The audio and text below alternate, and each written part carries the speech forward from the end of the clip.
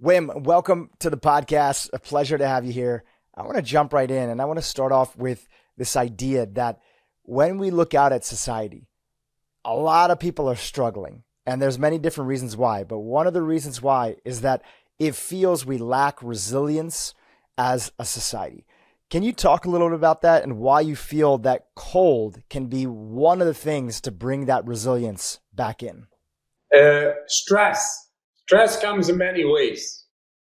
There is physical stress of work, energy loss. There is emotional stress, mental stress, spiritual stress. It is all resulting in biochemical residue. It is all resulting finally in being on all the time, but not know how to get off. And how to get off is not only sex and food indulgence and cinema.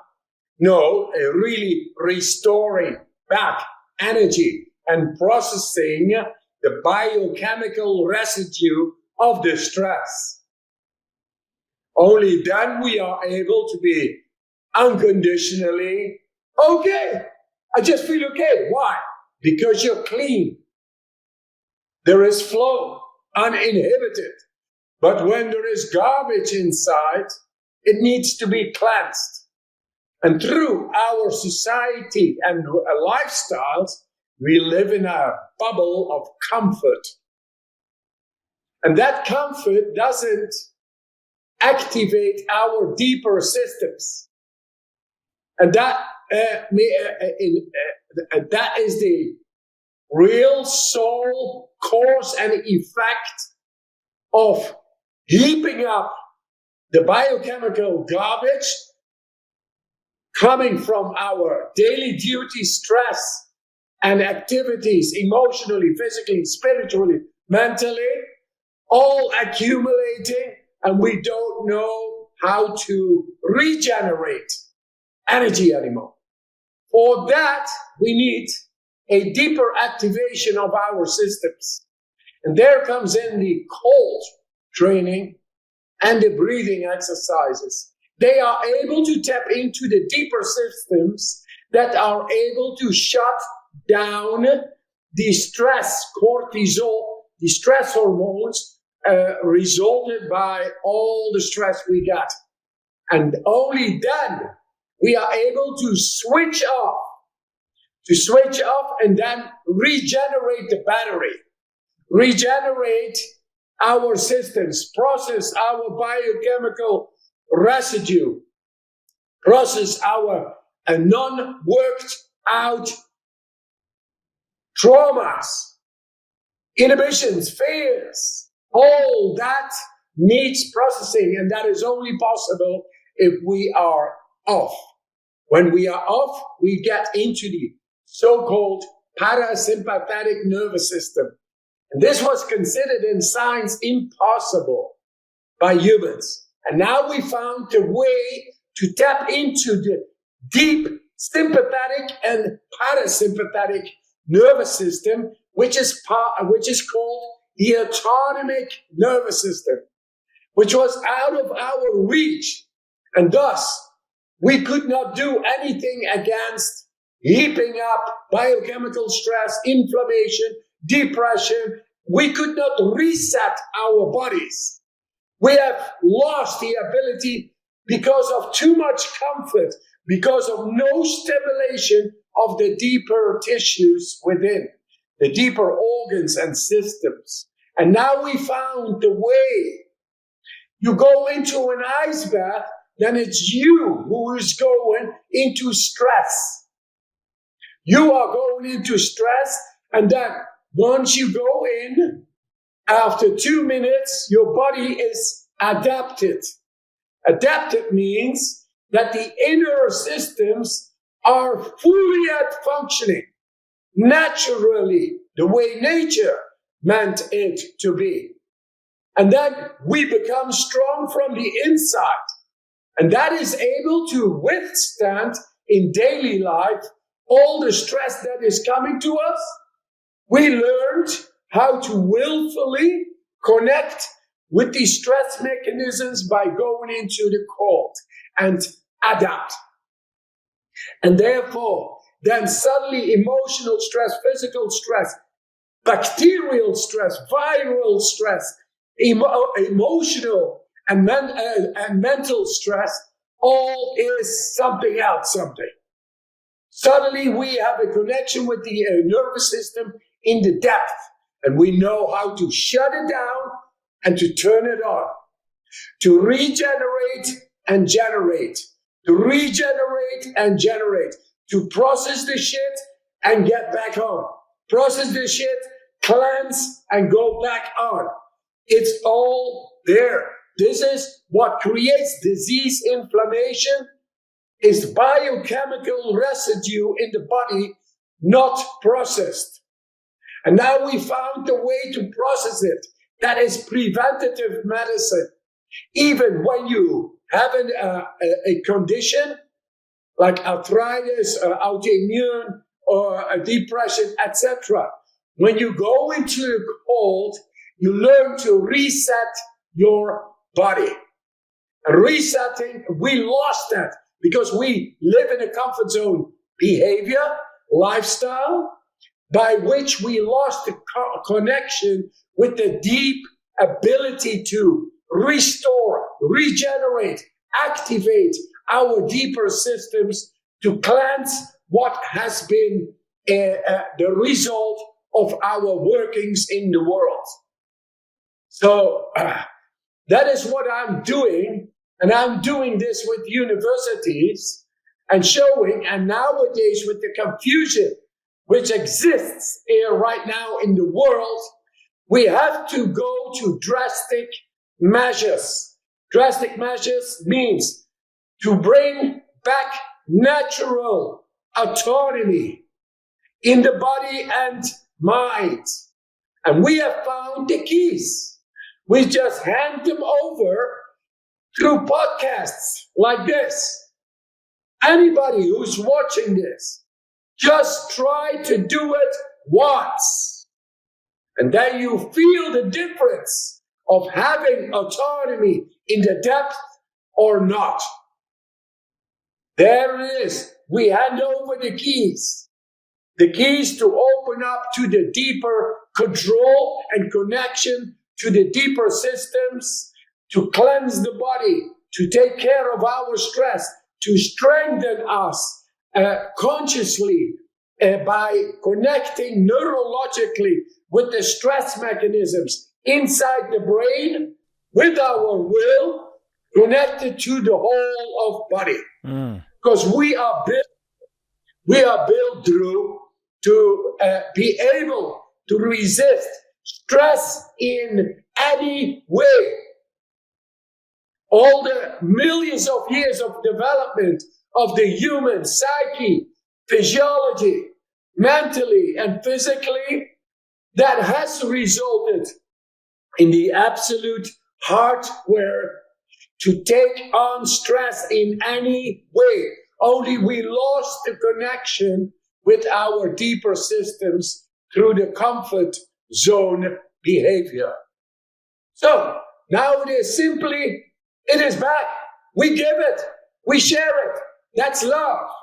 We want everybody to be having control over their mood, their happiness, over their health, and over their strength. That's what we advocate, and we show that through the science more and more. But because it is natural, it is not pharmaceutical, it is natural, doesn't cost anything but breathing. It's the most direct way to go within. It's breathing. And very invasive is going into cold water directly. Oh, yeah. And then the real physiology wakes up naturally. And then we become in connection with that. And then we learn to be able to take on any stress emotionally, mentally, spiritually, physically, bacterially, viral, it doesn't matter. The body knows from within how to deal with the stress coming on. There we are. That's beautiful. I love it. Let me make sure that I'm connecting the dots correctly as a summary for my audience that's over here. Too much comfort in life, and life is so comfortable with all these modern trappings that we have, leads to stagnation inside of our body and garbage buildup. I'd love for you to talk a little about what maybe that garbage is. When that garbage builds up, there's that stagnation. It's only natural from there that we're going to feel stuck. We're not going to feel good. We're going to feel overwhelmed. And we need nature, of course, these two modalities that you teach, breathing and then also cold therapy, is essentially the shock to bring us back into the present moment and into ourselves and start to get rid of some of the garbage inside. Am I with you? Yes. So perfect. In addition to the stresses that are just part of natural living in our modern society there, what are some of the other garbage you feel that is being built up inside of the body because we're exposed to too much comfort? So you talked about stress. Is there anything else that's there that's sort of accumulating and getting stuck in our body because we don't have breathing and cold as a way to expunge it? Yes. It's very simple, and we keep it simple. A sick person is not able to take on so much. Yes?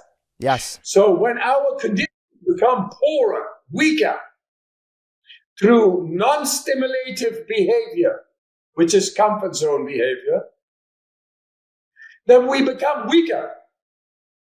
And suddenly, that what normally we could take on makes us sick in the end. We are too weak to interact with our jobs, our work, our life, our families, taking care, controlling our thoughts, fears, controlling the energy flow. And then we build up a deficit. It sneaks in. That's why it's so devious. We don't see it. Yes, it is there. And for those who have tiredness, burnout, who feel a constant presence of inflammation, low-grade inflammation, that is because we do not deeply stimulate our systems and they become weaker. And then the normal things can jeopardize our condition. If it is not directly, it is over time. And it absolutely is. All these autoimmune diseases, they creep in over time. Because this is long-term, low-grade inflammation. That means it never has been really taken care of, the garbage. I call inflammation is the cause and effect of any disease. Too long-term garbage inside, inflammation inside, is jeopardizing the health, the condition, your functionality, breakdowns of your organs, of your systems. What you do not use, you lose. That's nature. It's the rule of nature. So our overdeveloped comfort zone extension tools serving us, coming from our thinking brain, do not necessarily serve our need for deep stimulation inside. Thus, it becomes on a standby. On a standby, it's not strong, and that, at a certain moment, you get organ failures. There is a deficit. There is they have seen blood flow going into the brain of this thinking brain, 25% more, 10 to 25% more blood flow inside the thinking brain than the rest of the brain. And that is why we do not feel so good. That's why we don't feel the purpose of life. Because life happens every time when blood flow goes through. When neural activity exists, is because there is blood flow going equally through all the parts of the brain, connected with all the parts of the body. And now through the comfort zone behavior, we live mostly in the thinking brain. Thus we deprive the rest of the brain of the right blood flow. And then it goes on standby. We don't feel so good anymore. We become a bit insensitive. It's like boring. And we don't know the purpose of life. Spirituality is a sensation, absolute sensation of unconditional love in the moment. We cannot feel this anymore because it is being deprived of blood flow. And this is because we went to school in the West to serve a system and not our happiness, strength, and health. So they school us into this thinking brain, but we are built to be humans, not robots, not a brick in the wall who is having difficulties to have the sense of being really alive. When you love somebody, then you feel alive. And that be feeling alive, you should feel every day. That's the soul uninhibited through us. And that is there for everybody. And now we found the keys to open up the blood flow to all parts of the brain, connected to all parts of the body. Then you feel alive without any condition. And until that is not being understood, I just need to keep on. We need to do this work because there is more than meets the eye. That is us being full power, full love, every day. Aliveness is something that people feel that they're missing in their life. And you're saying that aliveness is blood flow, and blood flow is exercise, cold stimulation, breathing, and most importantly, the last one, which you talk about so much through your work, love. Those are the keys to aliveness. So if anybody's listening today and they don't feel alive, they have to look at those elements and see, do they first and foremost have the ample amount of blood flow to all the regions of the body, but especially the brain? Because if I'm understanding you correctly, what you said before, we're overthinking in our brain because the blood flow is not being distributed properly. And it's through breathing and cold that we can pretty much immediately start to shift that blood flow. Is that right, based on your work? Yes, it is that we have gone through the schooling to fit into a system, into a thinking, narrowed consciousness. In narrowed consciousness is not being fully alive. Because our true nature is that of love, the life. When I wake up, I love it. What are we going to do today? Yeah, wow. Then I don't need drugs to be fully alive. And every day I feel this sense. I want to change the world. I'm going to change the world. I am doing it. And together here, we are on it. We just want to retrieve what is ours. A true spirit, uninhibited. A soul that is shining like the sun. No blockages, no shit. Blood flow, life everywhere. And we are able to guarantee that. And then the consciousness or the neurology is able willfully to go to the deepest of the brain. And thus, when that happens, then the blood flow follows.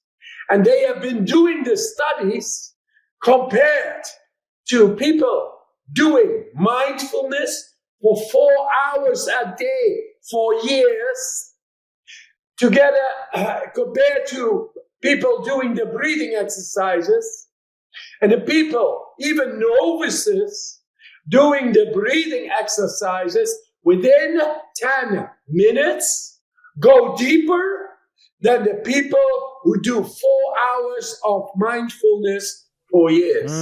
That's a powerful statement. Yes. And I always say to any scientist, prove me wrong. Please, come on. I want critical thinking that polishes the diamond of the truth. And the truth to me is that we are born with the greatest purpose of the whole of universe. That is one of love. Together, share love of life. And then you unconditionally, you become happy. But a happy man doesn't go to war.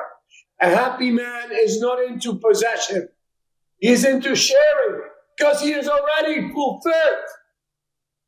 And we lost track through this comfort zone, false promises that life needs careers, that life needs to become the best of yourself through the hierarchy, etc., while we are the best of ourselves born. We should feel that spirit uninhibited throughout life. Until that is not happening, all the religious have failed over there. But now we have the measurement devices that can see more than the eyes. We can look into the DNA, look into the deepest of the brain, look into the bone marrow. And we have shown how to go there willfully and make the difference before, after, before and doing comparative studies, and then show what people in science thought was impossible. We are showing it is possible. Speaking about the impossible, you did something that a lot of people would say was crazy a few years ago. And I'll let you talk about the story. You injected live bacteria into your body. Why did you do that? And what were you trying to show the scientific community? And by the way, this is not telling people that they should go do this. You were doing it under controlled supervision because you wanted to make a point. What point were you trying to make? I was absolutely sure we can do so much more than we think. That our bodies are way more resilient than anybody understands. Yes. And that it is not only because my training or my, it's that I'm special or something. No, I'm a simple guy, yet I train my body to see what is out there that makes me feel the presence of my soul. They talk about the soul so much, it's crazy, but they don't know how to point it into you. They don't know how to make it happen. They don't know how to guarantee peace and happiness, strength and health in societies anymore. What is this? Where is that? Where is God? Oh, something abstract. No, God is here. We are the reflection of divinity. We should feel divinity. Divinity, it means holiness, not being in dualism, being holy yourself, and how to act and to activate the whole flow, holy flow within. We have shown this now. And so back then I was convinced of this, but the science wasn't. And was telling things like this on TV, they called me crazy. And then I said, hey, I'm going to prove it. I'm going to show that I know more than the doctors and the professors, so that we have to change science. Because apparently they say that it is not possible to experience what is divine, to activate a holy flow, to beat disease, to beat the darkness of depression. That is what science is saying. that we cannot do that. And I say, no, no, no. I feel it. I believe it. I showed it for myself in the hard nature. And now I come back and I will show it through rigid, cold data in the hospitals. And then you see, this is the truth. We are born to be in the truth, to follow that within us that makes us realize we have an amazing soul. We have unlimited power of the mind serving us to solve anything that blocks our soul to be expressed fully. So, because that sounds like, oh, yeah, nice. Okay, goodbye. That's why I took on science. First, I went into 80 minutes into the ice up till here. They took my blood out of one arm and they saw my core body temperature in 80 minutes not going down. That is control over my body in stress, deep stress. I just program it. Through breathing. Through the power. Through breathing primarily. Yes, not breathing. The power of my intention alone. Just the power of my intention. Breathing I had done before the 80 minutes. And then they saw such things they had never seen in science, in physiological experiments ever on humans. And they took the blood, and then they put that blood in a laboratory setting and exposed it to bacteria. And where normally the blood serum reacts violently, the immune cells react violently toward the inserted bacteria, in my case was 0%. Wow. They had never seen this before. And then they said, we did it ex vivo. So you were not there. It was passively your blood when you went into the ice. Yeah, it shows that my blood becomes different when I exercise control over my body. Then the bacteria suddenly has no chance. That's what you guys have seen. But you know, when I go and lie on a bed, nice and comfortable, I can do my breathing. And then the bacteria also, you can put it in my veins. And then you will see I can suppress the bacteria's reaction on my immune system and nothing happens. So they did that. And what happened? Nothing happened. Normally you vomit, you become sick, you have fever, headaches, all over agony, muscle aches, etc. for 6 hours. Nothing with me. And then they said to me, Wim, you are the Iceman. You are a superhuman. You are extraordinary. You are a freak of nature. You are whatever they said, you know. And then I said, no. And I'm not even the Iceman, maybe an Iceman.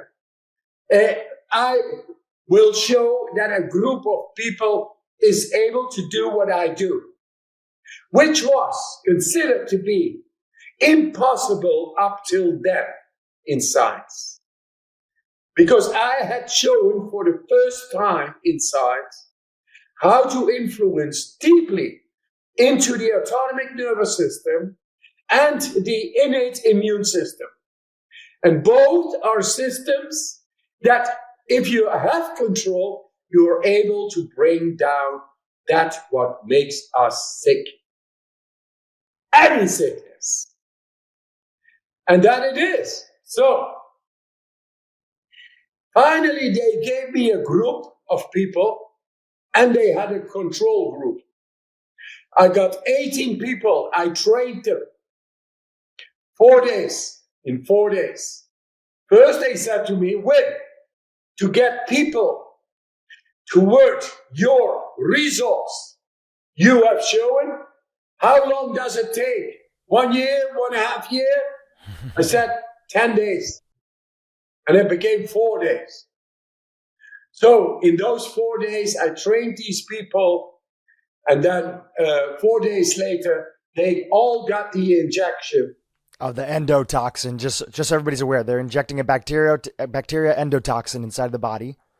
That's what had made 16,134 people sick. So all the people became sick, and suddenly 12 people I trained 100% not sick. Wow. So there we changed fundamentally what is believed in science that we can control within our body. And that is to bring down inflammation. And inflammation is the cause and effect actually of any disease. Of course, they will not bring it out that much because it doesn't make this disease. But hey, I'm not into politics. I'm here to show that everybody, through a bit of cold and breathing, is able to regain a much deeper innate control within over all the systems inside by which we become almost invulnerable. Physically, mentally, spiritually, emotionally. Or in other words, just become happy, strong, and healthy. The rest is bullshit. I love it. I love the clarity. You know, earlier, Wim, you were saying that people just have to try it once and see for themselves. So let's talk a little bit about that, right? And we'll come back to your story in a little bit. What are they trying with both of those pathways? Let's first talk about the breathing side, right? Obviously, you have a whole training methodology. You have an app, which we'll link to in the show notes. You've put out books where you describe it in there. But just give us an overview. What are they trying and what's the methodology? First, let's start with breathing. Breathing. Breathing is the ability to blow off carbon dioxide, controlled, by which we get alkalosis, we become alkaline, and we don't need to breathe, say for 1 minute, or 2 minutes, or 3 minutes, or even 4 minutes, and even longer. What is that? After exhalation. This is very, very powerful. This is medicine. Deep, personal, natural medicine. It is to process the whole body, to reset the body in the deep, to activate the adrenal axis, which resets the whole body. It cleanses it all. If you got something to do, very important, do these breathing exercises on a sofa or in bed or seated, but not in a car, not in a swimming pool, not in water. This is therapeutical. This is very, very strong medicine. If you use it wrong, it's no good. Can be lethal. So strong. Learn to have the right breathing exercises we show as an ally. It beats inflammation. It beats mood disorders. Beats anxiety. It beats the lack of energy. It gives you all you need. It goes into the cell. And it influences through these processes aerobic dissimulation. Aerobic is oxygen. It comes better and it binds better with the molecular binding, with the molecular division inside the mitochondria, the energy factories. And thus we get a lot more molecules, which is energy. And when you are sick, you do breathing exercises, you create more energy. And that energy can be used for plasticity, neuroplasticity, Plasticity in the body means healing. So it is good for performance. It is good for bringing your mood into peacefulness, the parasympathetic nervous system, peacefulness. It brings down inflammation, and your cognitive awareness goes way up. People who are doing this, CEOs, they come to me and they say, at 2:00 in the afternoon, my brain is sluggish after so much looking on a monitor. Yeah, of course it is, because it needs exertion. Like running much makes you sore at a certain moment. Also, the brain is that like. You become sore, sluggish. Like you cannot run when it is sore. Equal to the mental capacity and functioning. So then they do the breathing for 20 minutes and they are fresh like chickens again. So there is multiple benefits, but learn and remind yourself it is like strong medicine. It is a solution to almost anything. Find out. Do it once. And then if you do, for people who do sports, to show what this does. If you relax and you know how many push-ups you do normally, performance, and say, is it 15? Is it 20? Is it 25? And you do the 30 deep breaths, silently in, fully in, letting go, fully in, letting go, for 30 times. And then the last one, fully in, letting go, and you do the push-ups, you will be able to do more push-ups than when you breathe. And now even without air in your lungs. That shows that we profoundly are influencing the biochemistry inside the body, the fueling that makes us able to perform more.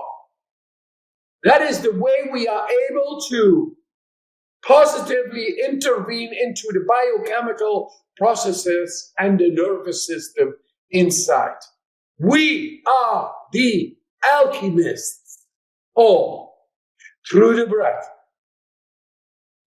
So that is what I got to say about the breathing. Beautiful. And you have some videos on your YouTube page, which maybe we'll link over to, where you're kind of guiding people through that process. But that's a good, Wim, whenever I see you talk, I just get hyped. I get excited. It's a reminder of what I already know inside. True. We change the world. The world needs change. Yeah, the world needs change.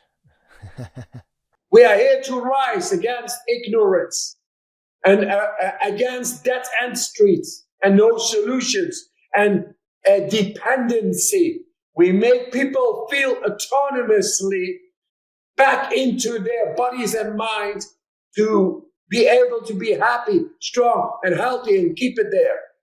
And all the rest, the bullshit, to keep it out. That's what we do. True. And because nobody was listening before, when I was talking like that, that's why I go through science. And I show that science needs to shift. I show it all the time. It needs to shift. Sorry, just to clarify that, did you say signs? Signs? Science, yeah. SCIENCE.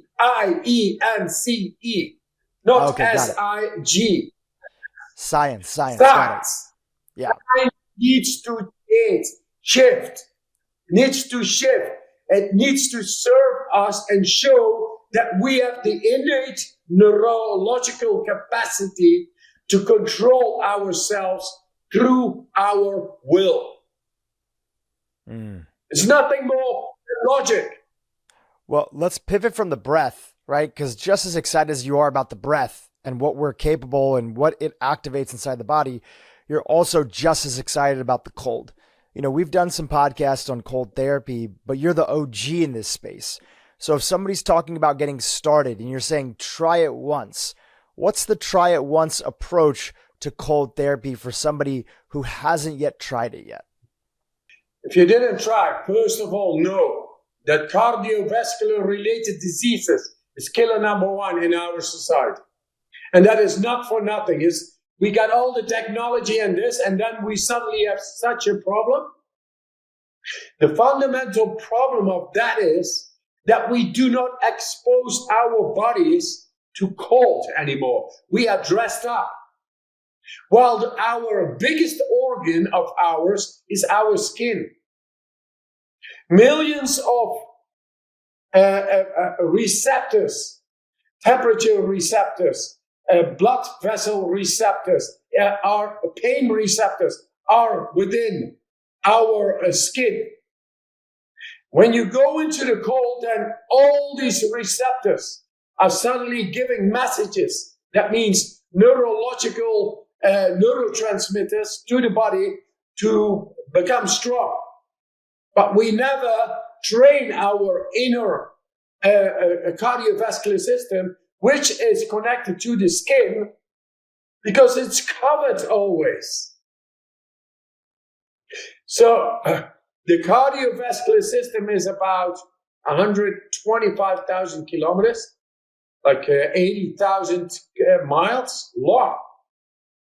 Arteries, veins, capillaries, millions of little muscles. And those muscles never get activated because we wear clothes. And who's got the blame and the pressure and the stress for that is our heart. Because all those little muscles are not activated on a regular basis. So they get weakened and do not help as much the blood flow going through the system. And the heart, therefore, needs to pump more. That will create, in the long run, all kinds of stress. The stress will suddenly, the veins, arteries, and capillaries condition, they at a certain moment, they collapse. Then you get high blood pressure, low blood pressure. The endothelial dysfunction. Yes. And heart, killer number one is cardiovascular related diseases. And that is because we wear clothes all the time. That is as simple as it is. So a cold shower a day keeps the doctor away. Man, you better do it. You better do it because you train and exercise 120 or 80,000 miles of vascular channels, the capillaries, arteries, and veins. And with that, millions of little muscles. They become strong. Then your heart rate goes down. And when all these little muscles, they help the blood flow. So it gets into the cells much better with all the oxygen, nutrients, vitamins, minerals. And that creates a boost of energy. It's logic because the cell gets much more and better blood flow. That's the way the stress goes down and the energy goes up. That's why you should take a cold shower. You start with a cold shower. Do not go directly into icy water because that is shocking. It's like to say to a person who never goes to the gym, hey, lift up 50 pounds with this and 50 pounds there. And do it several times. No, it's not going to happen. And it destroys the muscular condition. And the muscles, the tendons. It's not good to do that. It's shocking. Because we never trained our arterial functioning and condition. That's why when we go directly into icy water, it would be painful. The body would say, no. But if you go into a cold shower, which everybody is able to do, 15 seconds, and then 30 seconds, 45, 1 minute 15, etc., until you reach like 2 minutes cold shower, then then your natural vascular condition is back to its natural condition. Like the way we were born as mammals. Like we were born in nature. It's back. And then you are able to go into icy water. And then absolutely you will become positively addicted. Because you feel so much more energy. You feel strong. You feel in the presence. You feel you're not thinking. You are just being. And that just being is what we have been talking about from the beginning. Unconditional love for life. That is what it brings spiritually. And when you go into the cold, you learn to bring down, focus your mood. You bring it down to tranquility, not in anxiety. You bring the anxiety down. You learn to focus. And when you then go in, your body from inside becomes really strong. You don't see movement, but your body becomes really strong from within until it meets the stress from the out. And then when you go out, then the ice is no longer, but your body is reset. And your body is strong. All these systems go. That's what the cold does. So if you want to do the cold, try to do consequently and executively like 10 days, 15 seconds, 30 seconds, 45 seconds, 1 minute, 1 minute 15. And then at a certain moment, you will feel so much energy. Then you are driven by your inner nature again. Because it is your inner nature, man. We want to wake up to your true power. When that happens, it will take over. It's like to say, oh yeah, that girl is not good for you, man. Don't go over there. If you love, you just go. If you feel, nobody's able to say something about it. Once you feel your true power, your natural power, your energy coming up, whatever anybody says, you will go back to the source of that great energy. Do you think, Wim, my audience is also very interested in making healthy dietary choices, trying to eat clean, etc. Do you think that the combination of breath work and also some bit of cold exposure to whatever degree people can handle, especially if they're first starting out, it means just like you said, 15 seconds cold shower, right? Just building up slowly. Do you think, and have you seen, at least anecdotally in your world, when people do breath work, when people do cold, they also are likely to make healthier decisions with their diet and just anything? They're less likely to pursue substances. They're less likely to want to seek out ultra processed food. Have you noticed that in your life? Yeah, sure.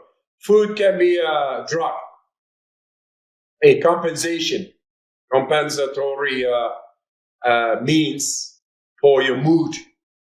Yet through going into the cold and doing the breathing, you learn to cleanse yourself, you learn to have more energy, and you learn to control your mood.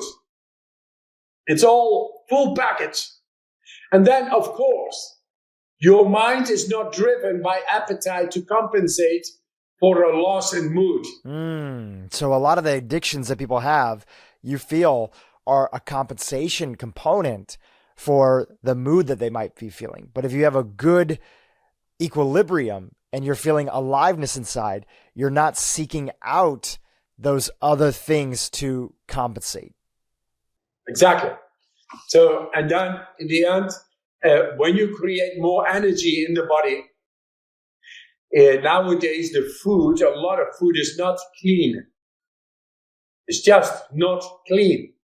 There is a lot of numbers, E-numbers, antioxidants, preservatives, and then we get to pesticides and fungicides and this sides and all sides except for clean food. And we need to clean that food in the process, in the cell. because food equals energy.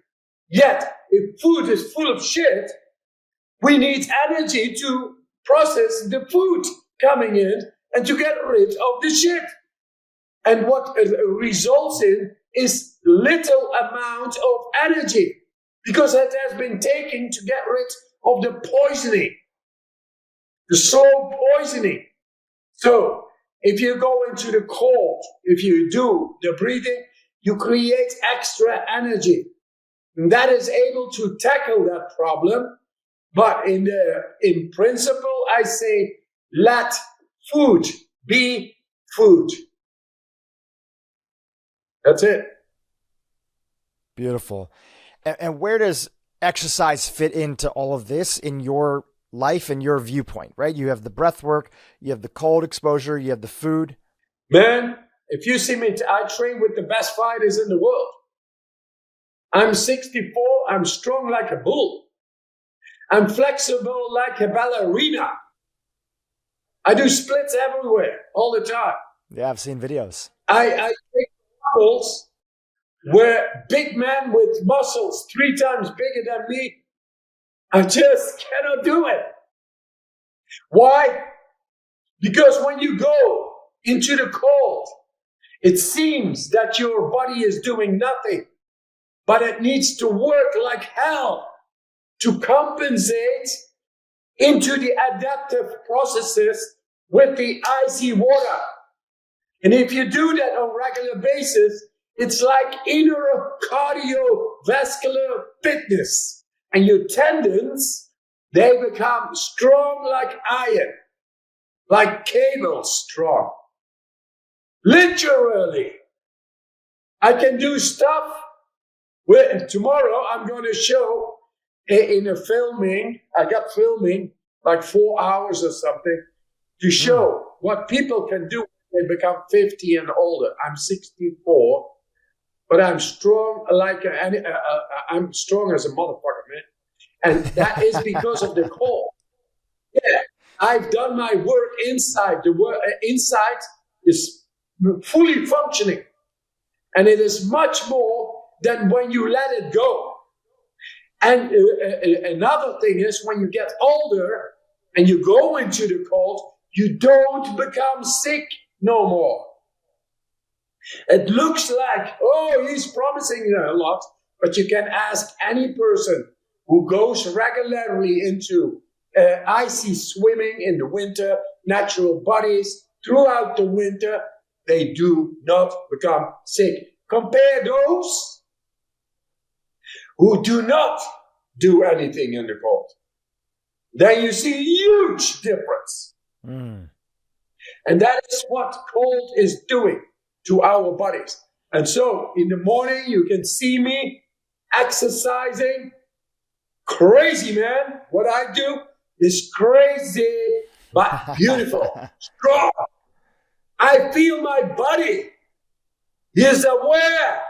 I'm strong and I'm alive. And I'm not afraid of dying. Absolutely not. Because I know that I've done what I needed to do here in this world.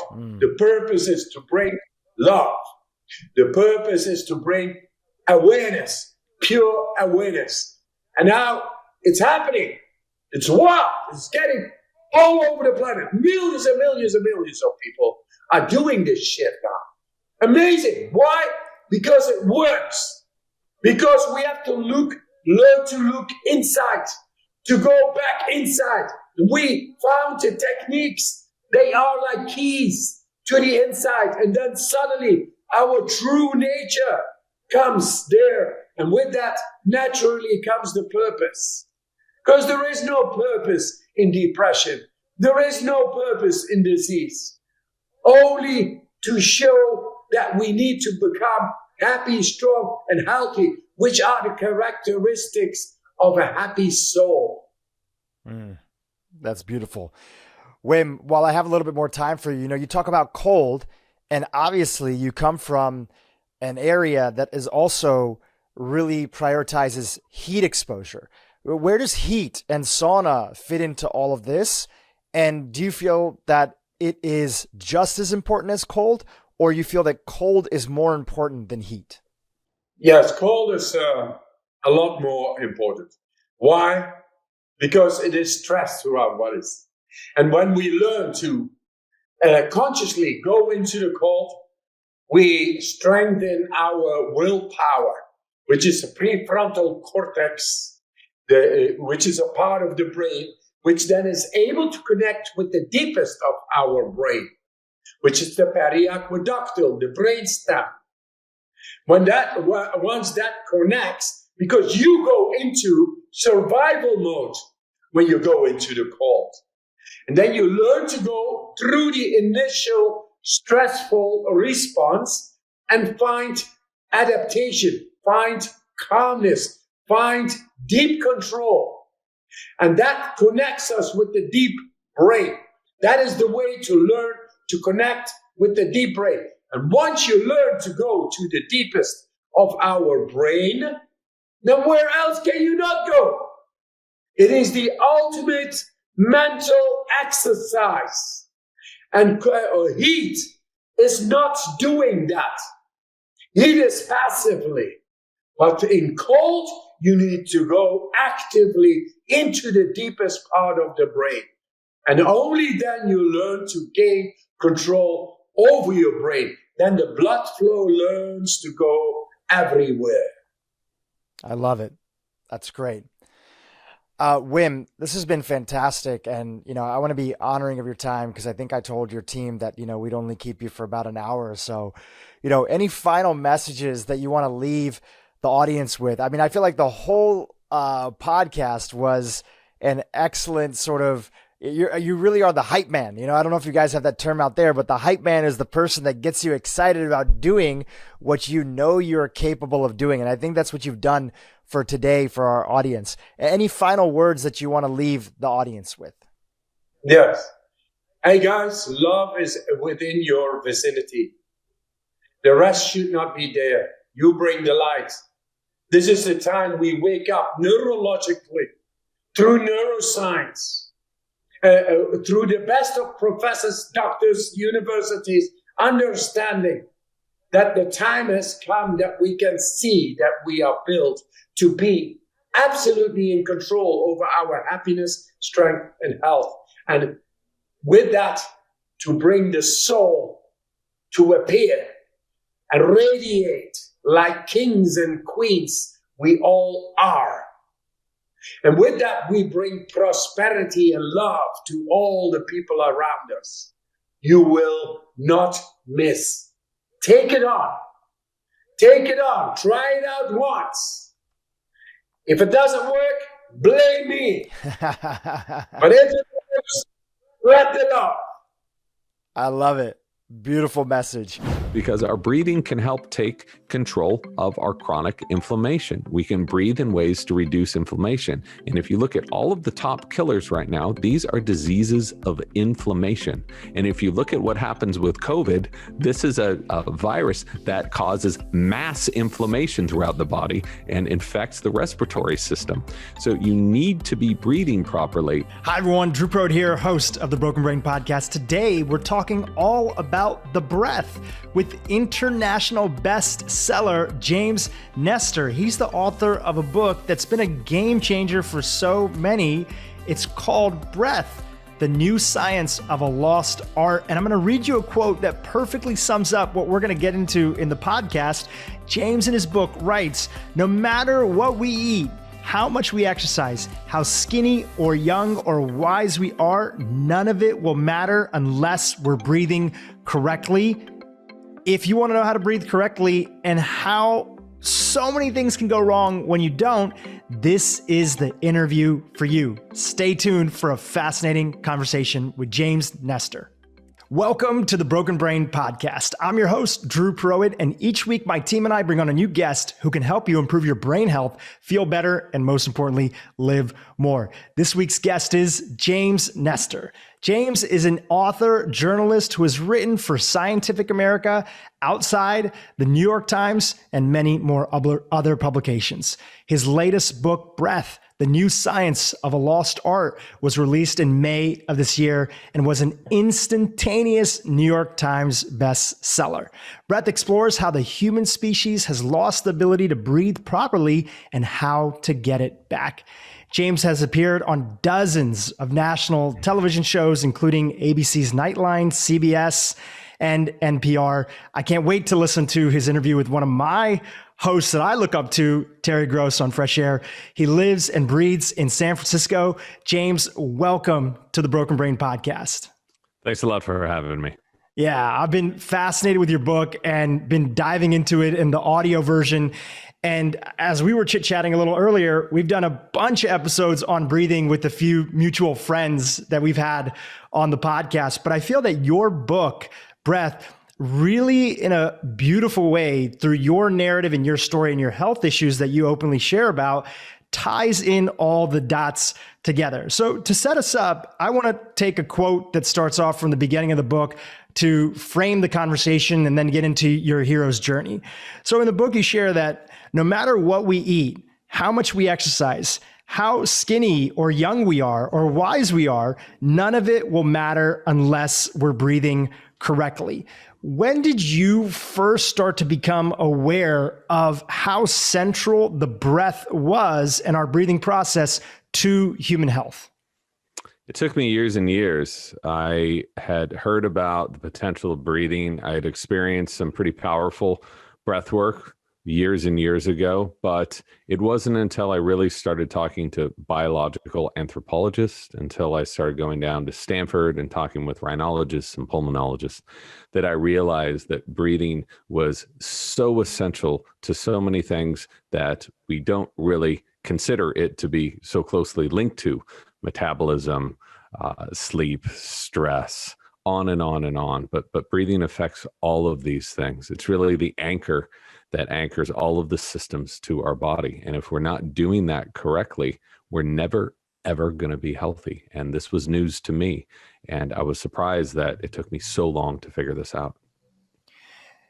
There's your personal health journey, and I'd love for you to share a little bit of background information with our audience. Even though you are a journalist and you've written about deep sea divers, people who hold their breath for minutes at a time, and you are highlighting them, in parallel with that work, there's also your own health issues that you've been dealing with. Can you share that parallel with our audience?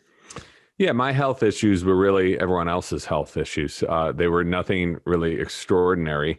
I was growing up in Southern California, so exposed to a lot of smog. I got braces, I got extractions, I had headgear, all very normal things. It was never when I was growing up if you were going to get braces, but just when you were going to be doing it.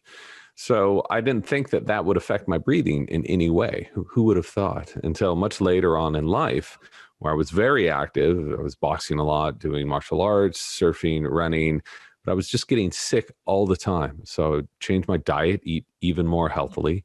I would sleep even more hours, like beyond 8 hours, but I was getting sick constantly. I was getting pneumonia year in and year out, very mild pneumonia, nothing too serious, bronchitis, on and on and on. And I was told that this was just a part of growing old, but that didn't seem right to me. I wanted to see if I could do something about it. So I started exploring the role that breath has in our general health, in our metabolism, in our capacity to think clearly. And through several years, very casually, I was reading books on this. I was collecting studies until that file cabinet got big enough that I figured there might be a book in all this. Powerful. And you mentioned Stanford. You went to Stanford through personal experimentation and wanting to go and really see what does your breathing capabilities look like. And in that discovery and in your reading, you learned something very important about human evolution, which is an early part of the book that helps really understand what sort of crazy times we're living in modern society that is so connected to breath. So before we get into your personal experimentation at Stanford, tell us a little bit what you learned about human evolution and what's happened specifically in the last 1.5 million to about 800,000 years. So a lot of people think that so many of the breathing problems that we're suffering from are all due to environmental inputs, to pollution or allergens. And that's true for some people for sure. But what I've found is most of the breathing issues that most of us suffer from are caused by evolutionary change. So anatomical changes that have occurred in our faces. So I had always learned in school, which for me was a million years ago, that evolution was progressive, that we were just getting stronger, we were getting better, we were getting fitter, which is complete garbage. And if you look at the human species, you can see how wrong that is. We are not getting fitter and stronger and better. And our breathing has taken one of the biggest hits. And what I mean by that is our faces have grown so flat and our mouths have grown so small that our teeth no longer fit. They grow in crooked. And if you have a mouth that's too small for its face, you have a smaller airway, which makes it harder to breathe. So we're pretty much hosed right out of the gate to be suffering, to be more apt to suffer from dysfunctional breathing right from birth. And it was fascinating to me to spend weeks and weeks looking through ancient human skulls. I went to labs at the University of Pennsylvania, talked to biological anthropologists, looked at hundreds of these things. All of our ancestors had straight teeth, all of them. And only modern humans were the only species to have chronically crooked teeth. And so if you believe that evolution is progressive, all you need to do is look in the mirror and then look at our ancestors, and you'll see how wrong that is. It's so true. And a friend of mine from the New York Times, a writer, his name is Anahata O'Connor. He's written a few articles about modern day hunter-gatherer societies. And people who listen to this podcast will also be familiar with some of our interviews with dentists where they've talked about Dr. Weston Price. And a few years ago, I went to Kenya to visit one of these modern day hunter-gatherer societies. They're called they're cousins of the Maasai, called the Samburu tribe. And they primarily consist on a diet of milk. They've been doing that, twigs, eating. Their teeth are perfect. They all fit in. They have the most beautiful smiles. They don't have access to modern dentistry. So when they do get into an accident, that is problematic because they can get a tooth infection or other things. But outside of accidents or fighting or sort of things like that, they have impeccable teeth and their jaws look more wider, more whole, and more richer than ours do. And it reminded me that trip of something that you posted on Twitter that is related to what you just shared, which was you linked to an article, I believe it was in a UK paper, maybe the Independent or the Guardian, and it was featuring how we are actually potentially going backwards, that human evolution is not going forwards. And you said, the article said more babies are being born today without wisdom teeth. And you commented on the article and said, maybe we're not always in evolution. This could be an example of disevolution. Well, disevolution is a known thing. Daniel Lieberman's been studying this for years and years. And what it is we can't say this is de-evolution because we're not moving backwards. Evolution means change. So we're constantly changing, but we're not changing for the best, right? We're taking a very steep left turn. And if you look at what's happening with wisdom teeth, our ancestors didn't need their wisdom teeth extracted. Okay. But nearly all, or I think over 50% of the human population, I think it's way over that, do need wisdom teeth extracted. Otherwise they grow ingrown and they can cause a bunch of problems. So that alone is such a strange thing to me, to think that we're now required to do all of these procedures just to get by, and how our ancestors didn't need to do this. So how that relates, I wasn't too interested in teeth, too interested in dentistry, but how that relates to breathing really struck me. And it started to make a whole bunch of things very, very clear. So early in the book, one of the things that you brought up as you started to tell family, friends, individuals that you were looking into this topic of breathing and breath, one of the first things that came up for folks was, why do I need to learn how to breathe? I've been doing this for most of my life. So tell us the answer to that question and help our audience understand why paying attention to their breath, even though it's something they've done all along, is actually something that could potentially help them alleviate from so many of these things that we've gotten used to as a species. Well, a lot of people think that breathing is binary. I certainly did. It was, if we were breathing, that was a good thing because we were alive, and if we weren't, that was bad. We were dead, or we were really sick or unconscious. But how we breathe depends, it influences so much of our health. It's just like what we eat. You can't just say, as long as I'm eating food, I'm alive, and if I'm not eating food, that's bad. That, it depends what kinds of food you're eating. And with breathing, it's how you take in that air. We breathe about 20,000 to 25,000 times a day. And if you're struggling to do that, if you're doing that in a dysfunctional way, it's going to affect your health. So there's not a lot of controversy about this. So anyone who's researched this knows that this is so true, and there's so much science behind it. But I was pretty shocked that it took me so long to figure this out, and that everyone that I had talked to had no idea that they were breathing improperly, and had no idea that so many of their chronic issues were attached to their poor breathing. And that's what I spent years and years trying to research, get my head around. And one of the ways that you researched that in the beginning was, as you start off the book, is you went to Stanford and you met a doctor there to participate in a program. Share a little bit more about that. So I'm lucky enough to live in San Francisco, where I'm really close to Stanford. So I use their medical library all the time. And I started interviewing experts there. And I found the chief of rhinology research at Stanford, this guy named Dr. Jayakar Nayak. So we had these very long lunches where we talked about all types of things. And he's a big nose guy. So he's very frustrated that many of us aren't breathing through our noses, because we have this incredible organ in the front of our faces that serves so many different functions. And yet 25 to 50% of the population is breathing through its mouth habitually, which is causing all kinds of damage, neurological problems, respiratory problems, high blood pressure. I mean, on and on and on. So we started talking more and more over a course of several months, and he knew the problems associated with mouth breathing. Everyone in his field knew that, but nobody knew how quickly those problems came on. So I said, "You're at Stanford. Why don't you test it?" And he thought doing so would be, in his words, unethical, because he knew how injurious it could be to the body. So I volunteered for an experiment. I said, "Hey, let me get one other person." So it's an N2 experiment. And let's just see what happens. 10 days of mouth breathing versus 10 days of nasal breathing. And we'll collect a bunch of data before, during, and after, and just see if it affects us in any way. And you actually went through that. And in that period of time, when you purposely forced yourself through a device on your nose, just a little contraption, you forced yourself to breathe through your mouth. What did you notice, and what was surprising about it?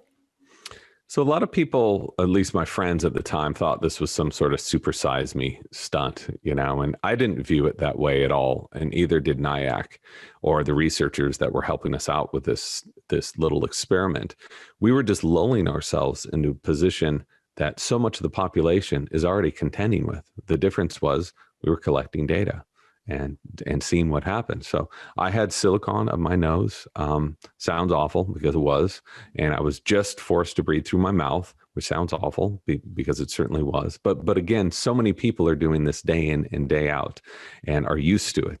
So the first thing that happened, within just a couple hours, my blood pressure was as high as I'd ever seen it in my entire life. And I thought, I'm just stressed out. It's been a crazy day. We spent 8 hours at Stanford getting 4 different blood draws, pulmonary function tests, not the most fun thing in the world.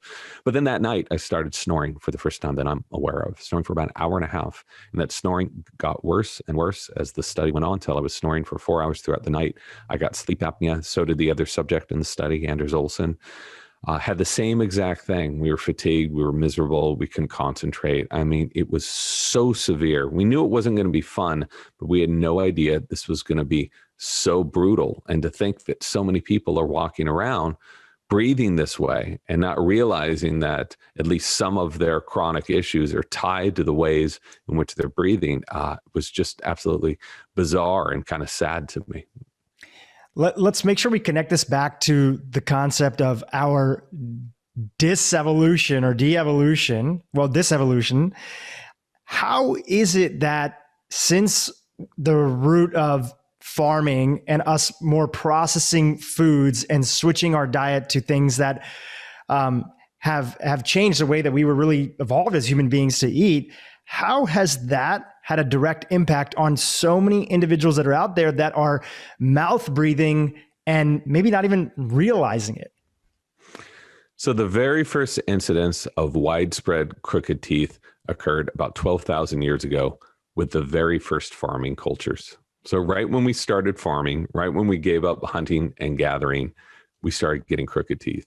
But it wasn't bad at all at first. These were cultures that were living on a mono diet, just eating one soft thing. For most farming cultures, their teeth were just fine because a lot of the food that they were farming was still rough. They were chewing a lot. But as food progressively got more soft and more processed, especially when the Industrial Revolution really started booting up in the late 1700s, early 1800s, that's when you just saw widespread crooked teeth covering most of Western Europe and anywhere else where people were eating for the first time in human history a diet entirely of bottled stuff, of canned stuff, of processed stuff, high sugar stuff, nothing pulled from the ground. And you look at our society today, what are we eating? The same thing. Even what's considered healthy foods, green smoothies, avocados, oatmeals, yogurt, Go-Gurt, whatever, it's all soft. So it's no coincidence that our teeth are just growing more and more crooked. So what happens is when you have that, as we mentioned at the beginning of the program here, when you have too small of a mouth, you have a smaller airway. And so the incidence of snoring and sleep apnea and respiratory problems also dramatically increased with this advent of the modern industrial diet. And you can trace this all around the world. As this diet went all around the world, mouths got smaller, teeth got crooked, respiratory problems shot through the roof. Yeah, there's this old saying that it's like, I don't know who discovered water, but I know it wasn't a fish, right? I'm sure you've heard that. Our audience has heard that. And in a way, we are living that because human beings, we take breath so much for granted because it just feels like it's something that we're doing, that we don't pay attention to it. And we are suffering with all these aspects, which you mentioned, crooked teeth, health issues. As you started to go through this research a little further, you found many examples in different societies, including Native American tribes and other cultures, that were so focused on the importance of nose breathing and getting their children, especially, not to breathe through the mouth, that it was baked into how kids were raised from a young age. Can you share some examples of that or a story that comes to mind?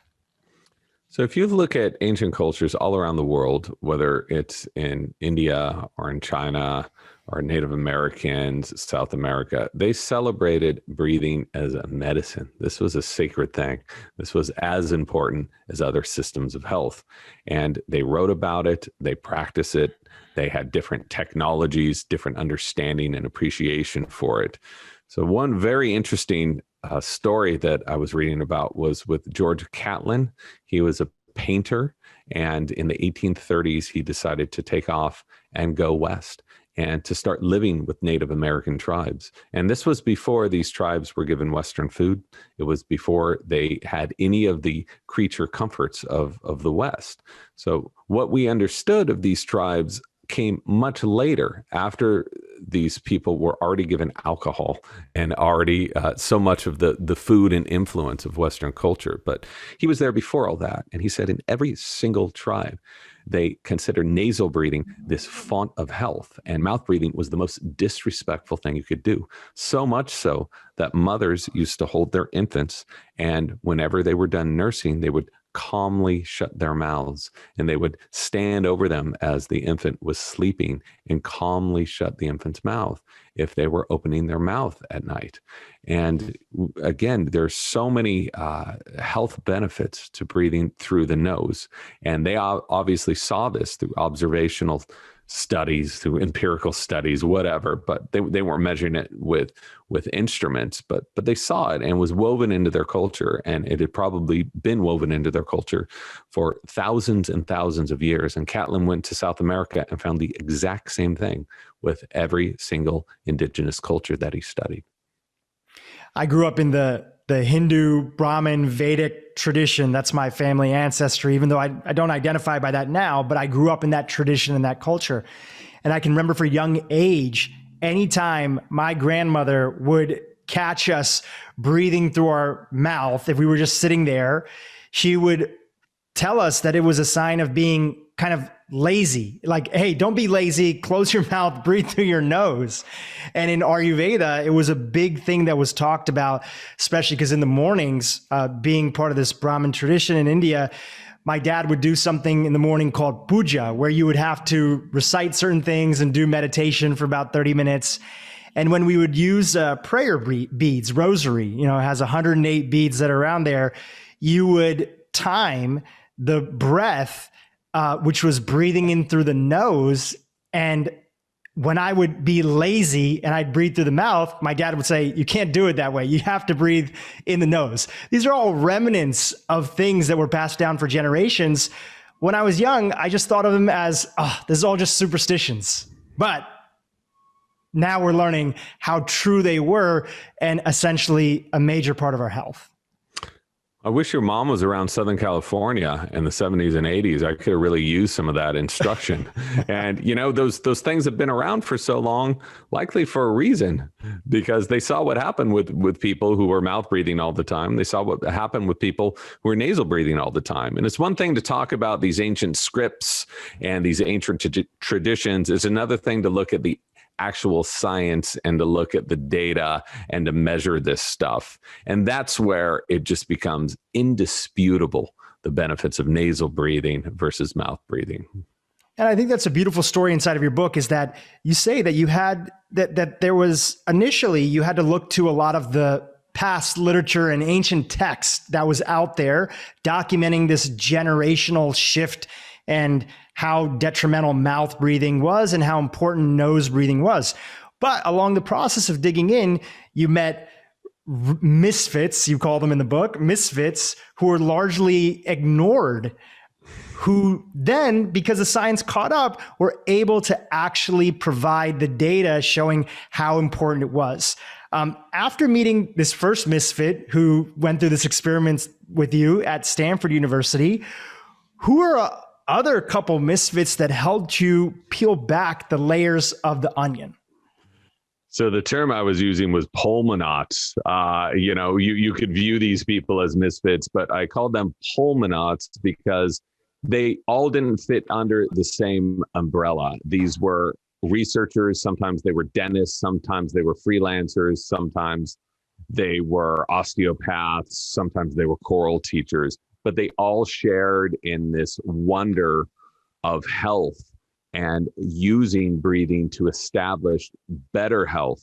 And so these pulmonauts range from Yandell Henderson, who was at Yale for 30 or 40 years, who discovered how essential having a balance of carbon dioxide was in the body. Everyone's talking about oxygen, but you need a balance of CO2 for oxygen to do its thing. His research is more than 100 years old, and it came out, nobody disputed it. It was completely legit. By the time he died, it was completely forgotten. The same thing happened with Carl Stow, another pulmonaut, who was a choral conductor, and he was teaching singers how to sing better by breathing better. And then he was asked by the VA hospitals to help with emphysemics, and he did what was considered medically impossible. He restored the health of these people who had been just left to sit in a room and die. So the interesting thing about these stories is I was not looking for these people who had discovered this thing and then were forgotten, but they all seem to follow the same arc, where they would discover the wonders of breathing, the technology of breathing, how beneficial it would be, and then just forgotten again. That's why I called the book The New Science of a Lost Art, because we kept finding this stuff, but we kept losing it over and over again. I want to share some of that data that you've come across and that you featured inside the book. One of them was you shared about how the Framingham data from the Framingham Heart Study and some of the things they pulled out of there, especially when it comes to breathing and lung capacity. Can you talk about that with our audience? Sure. So a lot of people are looking at different metrics for lifespan. You know, they're looking at genetics, which can influence lifespan. They're looking at other environmental inputs of what you're eating, how much you're exercising. But the number one marker, the most accurate marker of lifespan, is lung size and respiratory health. And this was discovered more than 30 years ago as part of the Framingham study, which is a 70-year longitudinal study into cardiac health. And so when they looked at all the data, all the people who were living the longest, it had to do with their vital capacity. They said vital capacity, lung capacity, is synonymous with life capacity, with longevity. And this went so far, this didn't make it into the book. This is in the endnotes. My editor thought it was too weird. But some researchers even went so far to look at patients who had lung transplants. And they found that patients who had been transplanted with larger lungs lived way longer than those who had normal size or smaller lungs. But you don't need to get a lung transplant to share in this larger lung size and longer lifespan. You just need to breathe properly. And what else is yoga but stretching and breathing? You know, so much of exercise is establishing proper respiratory health. It's engaging the diaphragm and keeping all the musculature and rib cage here flexible so that you can breathe easy later on in life.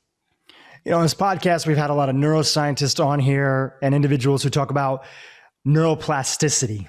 And that became a new term for a lot of individuals over the years because, you know, we all heard that story that you're born with a certain amount of brain cells and then it's all downhill from there. A big part of what your book talks about, just as you were talking about the diaphragm, is not just with the lungs, but so many aspects that relate to our breath are plastic. So you just gave that example of the lungs. Let's go back to the nose and the mouth and the jaw, which is how your book starts off. Where does plasticity come into play over there? So just to sort of go into the lungs a little bit more, the human lung, especially after the age of about 30 to 50, you're going to lose about something like 15% lung capacity. And it goes down much quicker after that. So right when the time when we need to breathe the easiest, when we really need lung capacity, we start losing it as we grow old. But the great thing about this is you can have a direct impact on this entropy. You can not only stave it off, but you can actually improve your lung capacity at virtually any age. So it's an inspiring tale behind all this depressing data. The same thing is true with airway health. The same thing is true with our mouths. So I think that's a great analogy between neuroplasticity and body plasticity and breathing plasticity, because so many of these things, which even things that we've inherited, we can change by force of will. And that's really what I spent so much of this book getting into. It's establishing the problems. It's like, here's a bunch of depressing information. We're screwed right out of the gate. Our faces are messed up. There are environmental inputs. There's pollution, blah, blah, blah. But that's cool. But what are we going to do with it? And how can we improve upon that? How can we improve our health?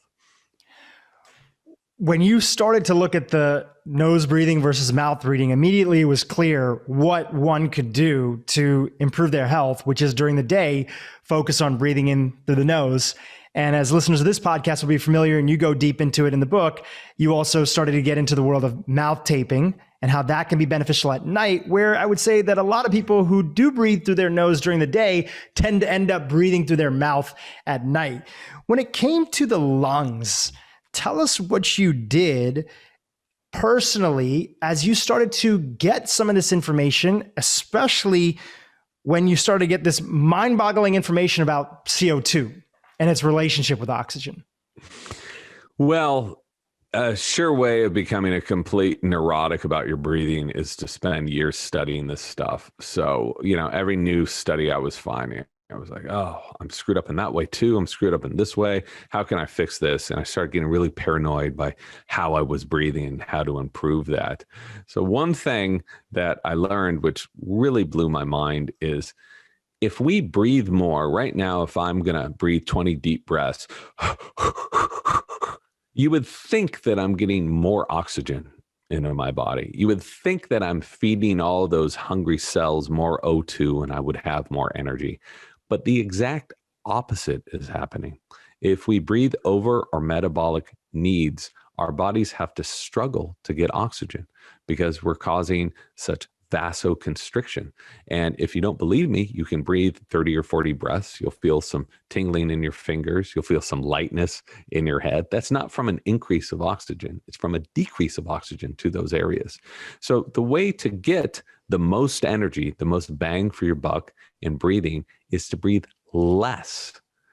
And because by breathing less, we will be breathing in line more closely with our metabolic needs. And the vast majority of us are breathing way too much, just like so many of us are eating way too much. Our bodies want to operate at the state of efficiency. So we should be giving them the amount of oxygen they need, not constantly forcing them to work to get oxygen and air into the lungs just to push it back out without any use of it. So when we breathe very quickly, not even very quickly, at almost the average rate of about 20 breaths per minute, we use about 50% of that air. Not very much. If we breathe slowly at a rate of about 6 breaths per minute, deeper breaths, we use 85% of that air. So 35% different. You think that's going to make a difference to you throughout the day, working out, focusing, sleeping, whatever? Of course it is. So this is something that is available to all of us. And the fact that people haven't been talking about it too much, I just thought was bizarre because it has such a strong influence on every aspect of our health.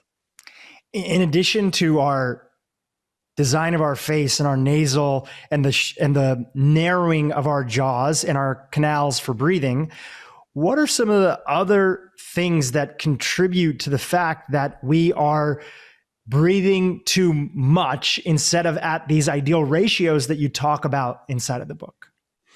So if you think about nasal breathing, you can just take a breath through your nose with me here. It takes a while, doesn't it? It doesn't go in really easily. You can feel that negative pressure as it goes in. You can feel the positive pressure as it goes out. That's because when you breathe through your nose, you're forcing it through this gauntlet of different structures where this air is slowed down, it's pressurized, it's conditioned, it's heated, it's moistened, so that by the time it gets to the lungs can more easily extract that oxygen. It's the same thing with exhaling.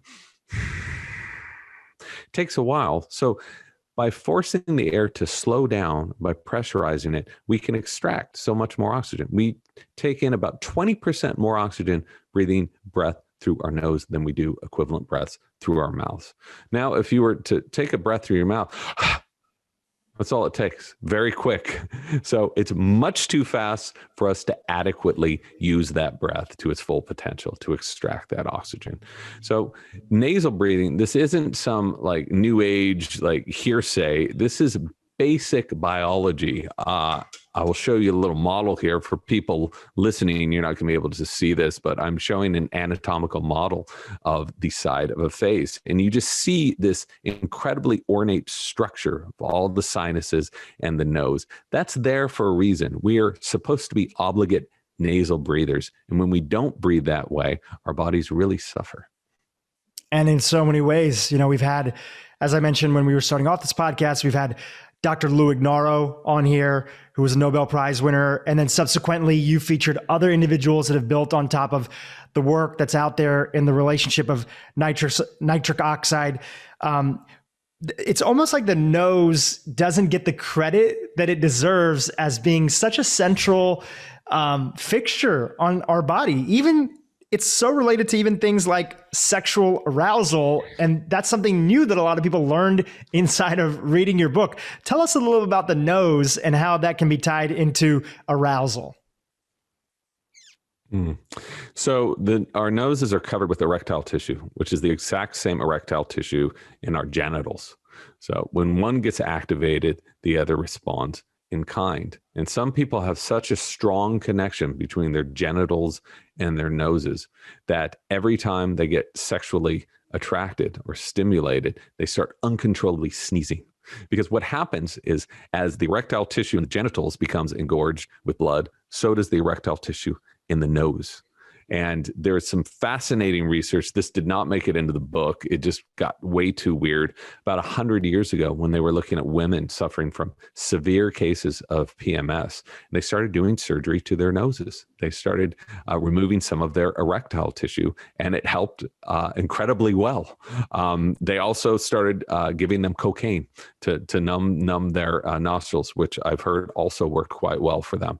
So it's beyond all that, beyond all this hucksterism and these quick quack fixes. This connection between our nose and genitals is known, and it's just part of how our bodies function. Help me understand that one a little bit more. Where would removing the tissue around the nose, how would that help the symptoms that the women were going through? What's the thinking on that? Chronic congestion and a chronically stuffed nose. And so if you're chronically congested, you're breathing through your mouth, and then you can suffer from neurological issues, metabolic problems, so on and so forth. I'm not sure that they had really clearly in their minds what they were doing and why they were doing it. But if you look at the studies, I mean, it had a tremendous effect on these people. So I know that there's a connection there. Don't go out and do this at home, people. Not a good idea. But we do know that the nostrils also play different roles in the way that our bodies function and the way that we process thought. So the right nostril, inhaling through it, it's going to heat the body up. The heart is going to speed up. Blood pressure is going to increase. The left nostril has the opposite effect. And so throughout the day, this erectile tissue in our noses, one side will open while the other side closes, and the other side opens and the other side closes. And for so long, researchers have known this. They've known this for like 70 years. But for so long, they didn't know why until they started measuring what happened when we breathe through the right nostril versus the left nostril. So in many ways, this very much could be the way our bodies help to stay balanced throughout the day, shifting these breaths throughout our noses. And as you mentioned inside the book, there's various sorts of practices that, especially in pranayama, in yoga, in different traditions, they might encourage some of that. They might say, okay, breathe through your left. They might say, breathe through your right. But what you found for yourself is that on an ongoing basis, that if you primarily let your body do what it needs to do, that's one of the best ways for it to decide, as long as you are supporting the structures that need to be supported to nose breathe in the first place. Yeah, for sure. You know, nature is a perfect guide all the time. The past is usually great for prologue of how we should be treating our bodies and systems of health. So our bodies will naturally do this every 30 minutes to 3 or 4 hours. Our noses will switch dominance from one side to the other. But what you can do is you can hack into this. You can use these different nostril breaths for different functions. And alternate nostril breathing, anyone who's been to a yoga class has heard about this. Nadi Shodhana, it's also called, it's been around for 1,000 years. And this is just using your fingers to force yourself to breathe through your left nostril and force yourself to exhale through your right. So it's the inhale through the right that stimulates the body. Exhaling will also have a calming effect. And there's a zillion different ways to do this, but they're all variations on the same thing, where you're taking control of this autonomic function to elicit different reactions in your body for different purposes. I want to read a quote that you shared on Twitter. This was April 24th. And I'm going to totally butcher this gentleman's name. He's a Nobel Prize winner, Albert Zensgorgry. You know it probably correctly, so you can correct me after I share the quote. And the quote says, "More than 60 years of research on living systems has convinced me that our body is much more nearly perfect than the endless list of ailments suggest. Its shortcomings are due less to its inborn imperfections than to our abusing it." How did you find out about this quote? Where'd you hear it, and what inspired you to share it? That's one of my favorite quotes. He won a Nobel Prize for his work in vitamin C in the 1930s, and he's one of my favorite researchers. I'm working on a project now to get more deeply into his research. So he had studied cancer for years and years and years, and found that cancer, just like so many chronic problems, they aren't some fault to our bodies, right? Our bodies are this perfect machine. They're the fault of being exposed to too many toxic environmental inputs, be that stress, be that pollution, or whatever. So the human body, if it were placed in a more natural environment without these modern industrial inputs, can naturally live a very long time. We keep thinking, the argument is nowadays, it's like, hey, we're living longer. Like people used to live only 30 years. That is not true. These studies were conducted during the Industrial Revolution where you would have 16 kids and 12 of them would die in childbirth, So there's a difference between longevity and lifespan. So, longevity, the way that is calculated is if I had two kids, one died in childbirth and the other lived to be 80, I would say the average lifespan, longevity would be 40 years, but that doesn't mean we're all hosed and that we're all going to live to be 40 years long. So, and we've known this for thousands of years. I found this somewhat recently when I was looking at all of these great philosophers and scientists from 1,000 years ago, Roman philosophers, Greek philosophers. It's like, what? These guys were living to be 85 years old. They were 87 years old. And there's a graveyard near a cabin I used to rent from graves from like the 1850s. And these people were living into their 70s and 80s all the time. So the reason I'm mentioning this sidebar information is that our bodies, I think, are programmed to live this long and healthy life. It just depends on how we treat them throughout our life, especially when we're younger and we set a good foundation. They're going to be much more apt to live longer. So true. And we just had a researcher on the podcast, Dr. Jason Fung, and his argument around cancer is that cancer is less something that happens to us, but it's more of an evolutionary survival mechanism that the body taps into. And this isn't some fringe guy. This guy has a couple of New York Times bestsellers in the category of insulin resistance and diabetes and talking about that whole trend. And so many of these ailments, if we take that idea that many of the diseases that we suffer from in modern life, we think of them as things that are happening to us. But if we peel back the layer and go back into that quote that I was just sharing, one of your favorite quotes, we can actually see how so many of our diseases are just adaptations where our body's trying to do the best that it can under the crazy circumstances that it's been put under. And Dr. Stephen Park at Albert Einstein Medical School has written about this a lot. So he's found that the organs that are usually cut off during times of chronic stress, when we enter into states of sympathetic stress, our body prioritizes energy and blood flow to other areas that are essential for us to fight or to run away. So skeletal muscles, the heart, the brain. But other organs, the stomach, the kidneys, the liver, pancreas, like all of that gets cut off during these states of stress. So if we stay stressed for too long, these other areas aren't going to get the energy they need. They're not going to get their blood flow. So cancer grows in environments of low circulation, of low oxygen. So he has hypothesized, this hasn't been proven, but he's hypothesized, he's like, look at all of the leading areas in the body that are afflicted with cancer throughout a population. Something like 9 out of 10 of them are these areas that are cut off from circulation because of stress. So stress, yes, is a major contributor to cancer. So to help reduce your chances of getting cancer, you have to take control of your stress. And one of the quickest ways of doing that and to take control of inflammation is to take control of your breathing. Powerful.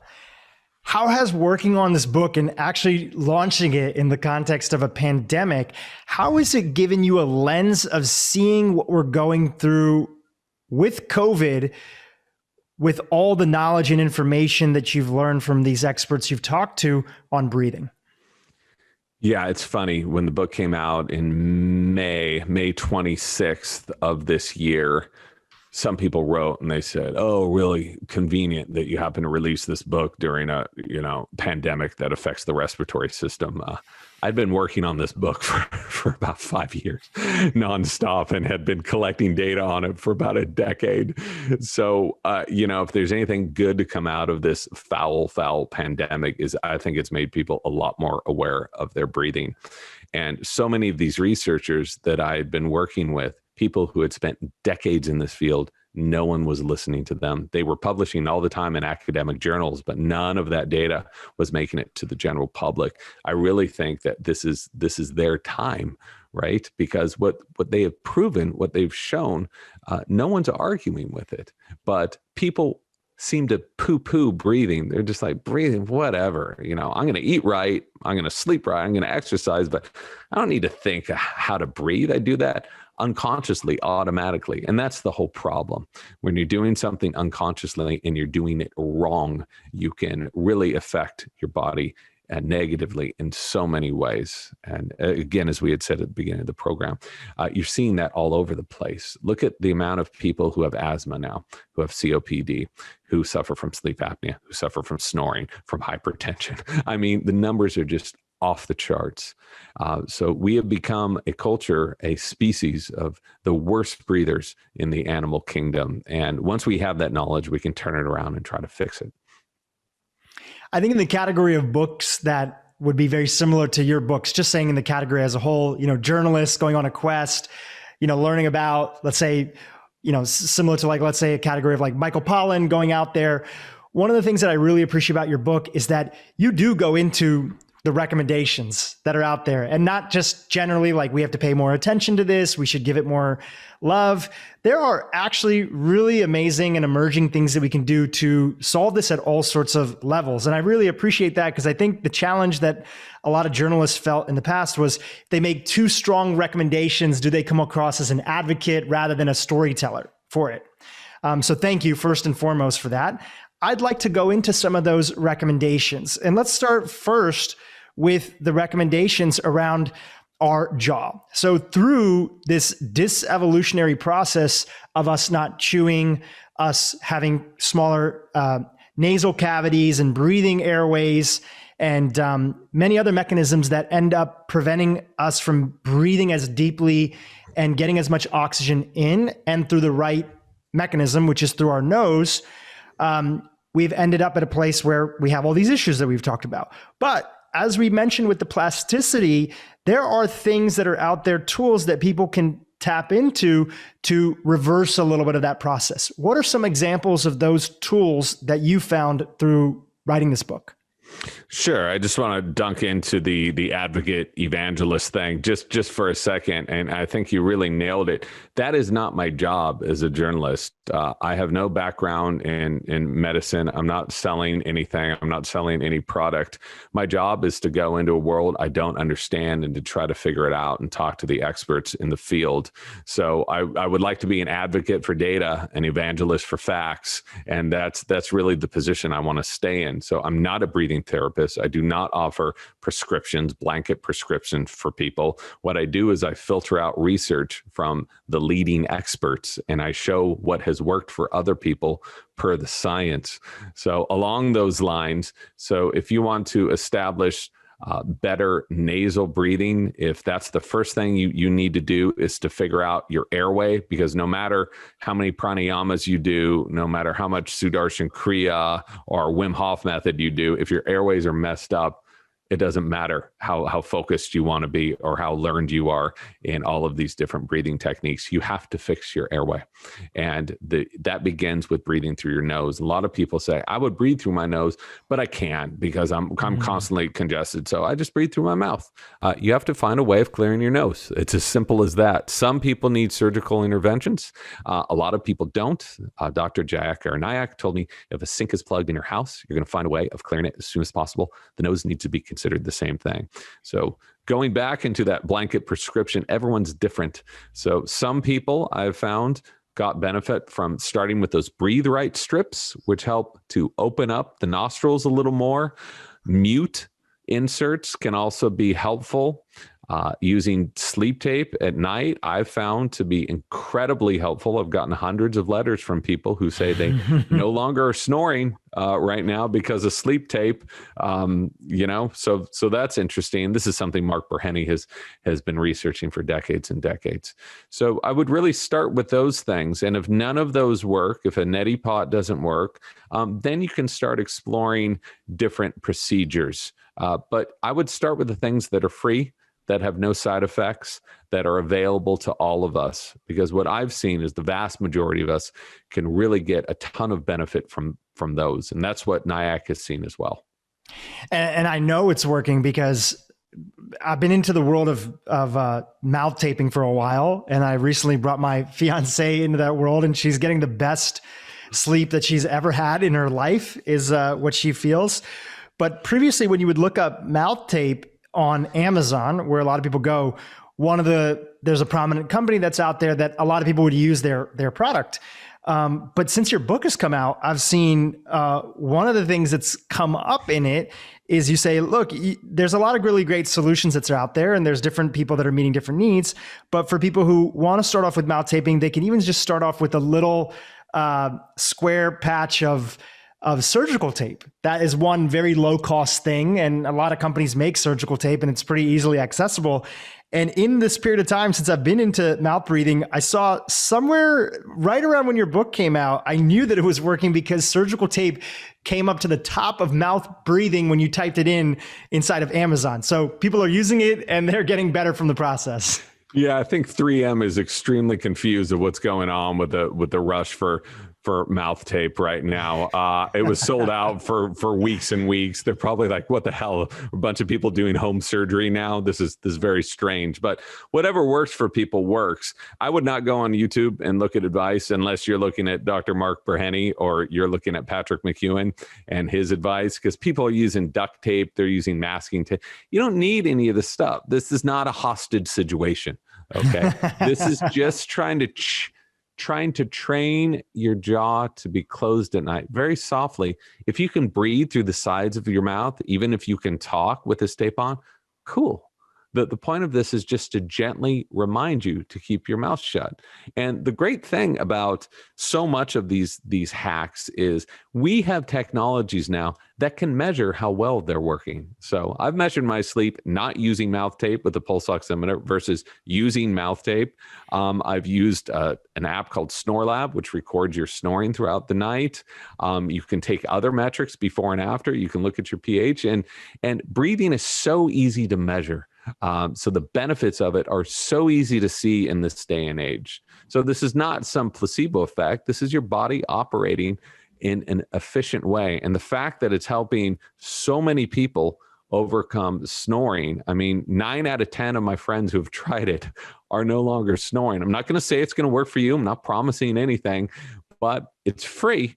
And it's worth giving it a go. And if you look online, you can see hundreds or thousands of people who are saying the same thing. That one product, that branded type of mouth tape called Somnifix, it works great. And it works great for a lot of people. So go for that if you want to use it. So I'm not an evangelist. I'm not an advocate for any specific product. What I'm trying to say is there are benefits to nasal breathing, especially during sleep. You should really train yourself to do that by any means. One of the interesting stats just on the topic of nasal breathing on during sleep and not breathing through your mouth is you shared inside the book something about water retention and basically holding on to moisture inside. Can you share a little bit of that with the audience? Sure. So if you're breathing through your mouth, if you're exhaling, inhaling through your mouth, you are going to lose 42% more water. So there's a reason if you're a mouth breather at night that you wake up with this extremely dry mouth. And I did this for decades. I thought it was totally normal. So I would go to sleep. Didn't matter if I was camping, or I was in a hotel, or I was at home. I would have a big bottle next to me, and I'd be hitting off that bottle all night because I would wake up, mouth's dry, take another hit, go back to sleep. That's not normal. And if you look at people jogging right now, I mean, they now have all of these backpacks with water in it, with little straws. They have belts with water bottles, and these people are cruising around. You just shut your mouth. You're not going to need this stuff for a 5-mile jog. To think you need water every 300 yards is absurd. So this is, again, the study was out years and years ago. No one's arguing with it, but still it seems like a lot of people aren't looking at the core issue of their constant dehydration. And so much of that has to do with the pathway through which they breathe air. So as people go down the rabbit hole of your book, they naturally start to ask themselves, okay, great. What is the quote unquote ideal breath, or how should we be breathing ideally? And you do a great job of basically explaining, well, okay, through things like working out and maybe including in certain exercises, we may have periods of time where we are breathing more so that we can set up a better resting breath that's there. Once we are in that resting phase where we're just doing our normal activities, what does a quote unquote ideal breath look like? So an ideal breath is breathing in line with your metabolic needs. So your metabolic needs are going to be different sitting on a couch and watching Queen's Gambit as they are when you're out jogging around, right? And it's hard to gauge that. How do you know you're breathing right in line with your metabolic needs? So what you can do is first to train yourself to breathe a little less. And the benefits of breathing less, I just told you, you actually get more oxygen. You're able to increase your CO2, which includes vasodilation, more release of nitric oxide, so many other benefits of that. I've found an exercise that works good for me is to breathe into a count of about 5 to 6 seconds and breathe out to that same count. And do this for 5 minutes, 10 minutes a day. I have my phone, I put on this app and I put it on my desk and just allow myself to breathe at this rate. And then once you do that, once you get the rhythm of it, you start breathing that way unconsciously. And that's the point of all this stuff. You don't want to have to be carrying around your phone or looking at an app or a notepad. You want to condition yourself so that you will breathe healthily when you're not thinking about it. And that starts by training yourself first into various methods of breathing less and breathing lightly and breathing deeper. So I should mention, if you ever want to decrease stress, really relax a lot more, you would increase your exhalations. So right now, if you take your hand and put it on your heart and you inhale to a count of about 4 and exhale to a count of about 6 or 8, whatever comfortable to you, you'll notice your heart rate lowers. It gets slower and slower when you're exhaling. So at any time in the day, you can breathe into a count of about 6, exhale to about 6 or 7 or 8, even shorten that inhale a little bit. And you will notice that your body is getting calmer. Your blood pressure goes down. You'll feel some more warmth at your fingertips because you're entering that parasympathetic state.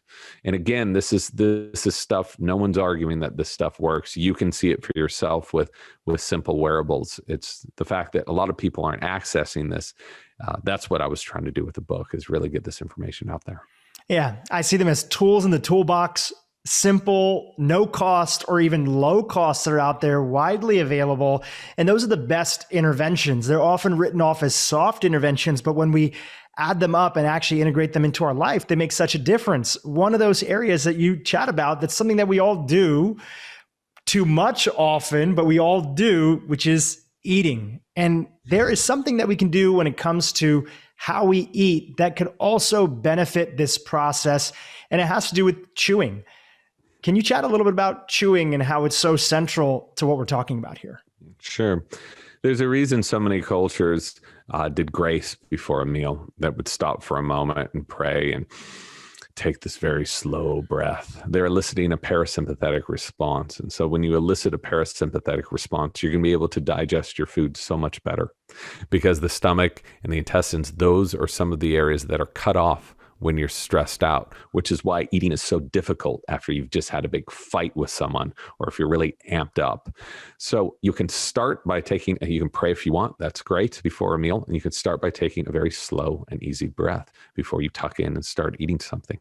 So beyond that, if you look at the way that the body gets rid of fat, it gets rid of fat with oxygen. You need oxygen to burn fat. So you want to be able to be breathing efficiently and having that good circulation throughout your body to really burn more fat.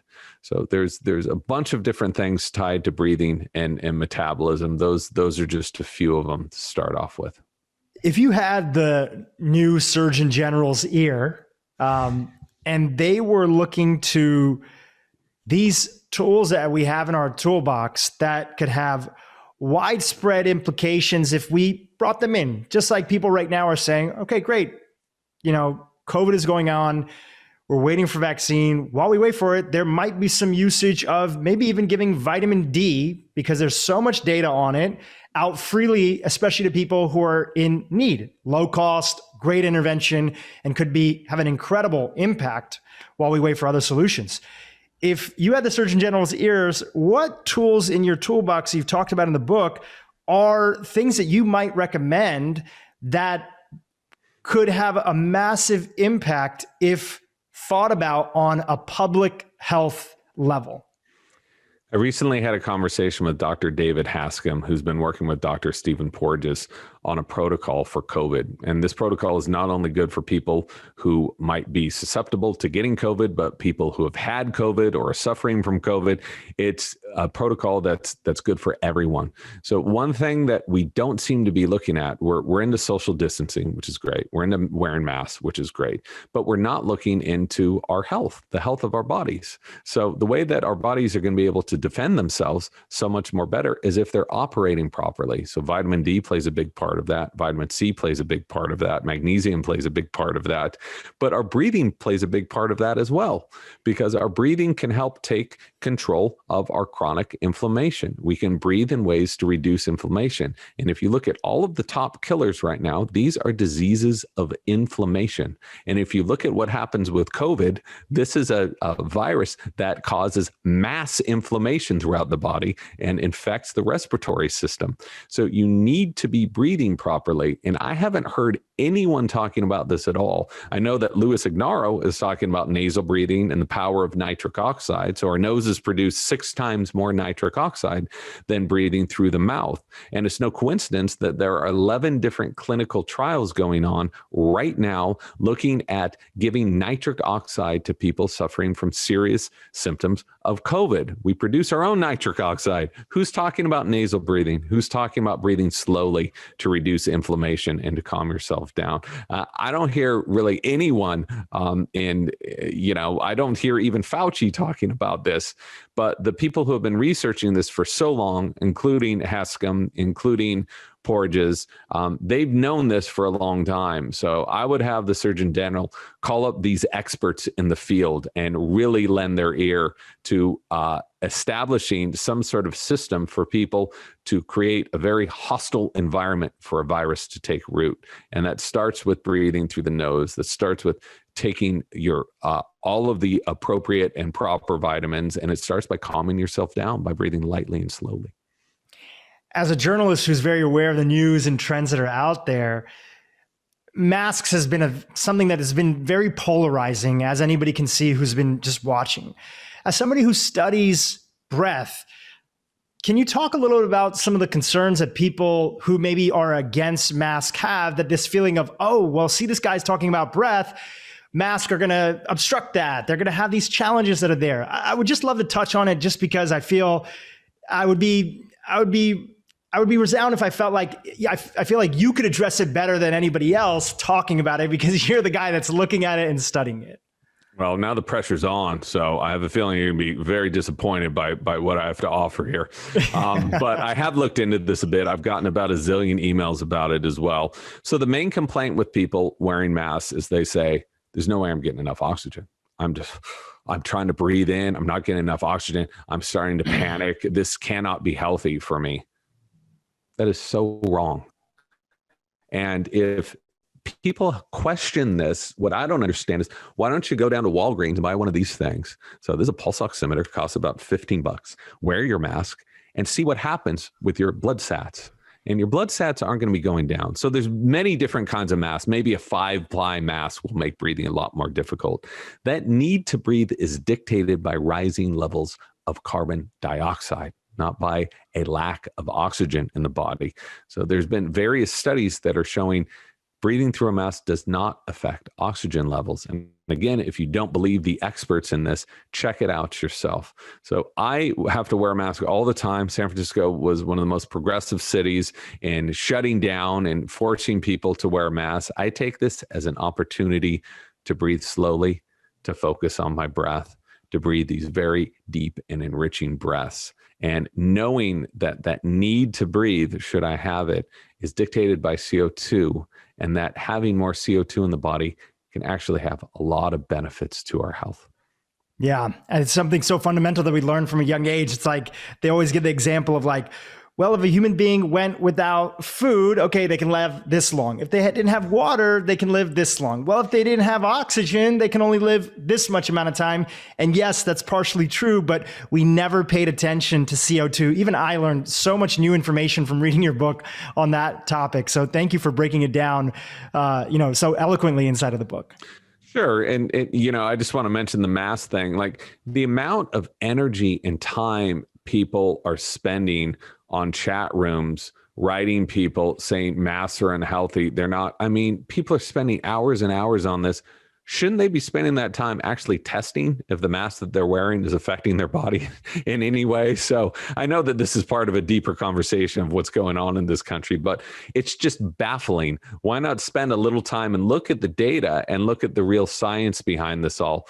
And you'll see the truth in that way instead of relying on someone else's opinion.